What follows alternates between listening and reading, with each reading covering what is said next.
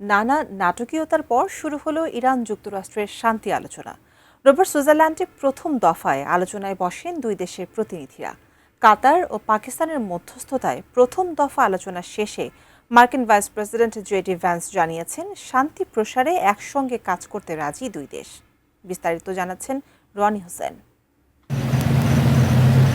সুইজারল্যান্ডের বোর্গেনস্টকে রোববার স্থানীয় সময় দুপুর 2টার দিকে শুরু হয় বহু প্রতীক্ষিত শান্তি আলোচনা। প্রথম পর্বের আলোচনা চলে প্রায় 80 মিনিট। ইরানের পক্ষে দেশটির স্পিকার মোহাম্মদ বাগের গালিবাফ ও পররাষ্ট্রমন্ত্রী আব্বাস আরাকচি এতে অংশ নেন।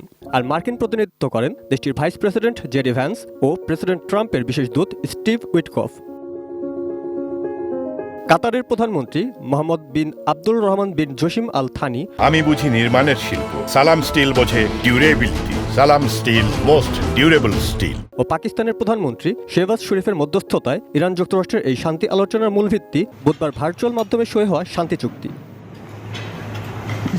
ভার্চুয়াল এই চুক্তি সইয়ের পরেও লেবাননে ইসরায়েলের হামলা বন্ধ না হওয়ায় হরমুজ প্রণালী বন্ধ রাখার কথা জানায় Iran.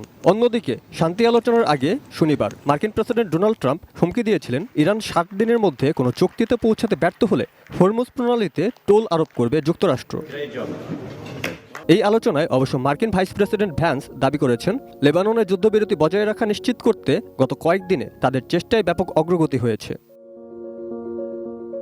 Roni Hossain, international desk, 18 news.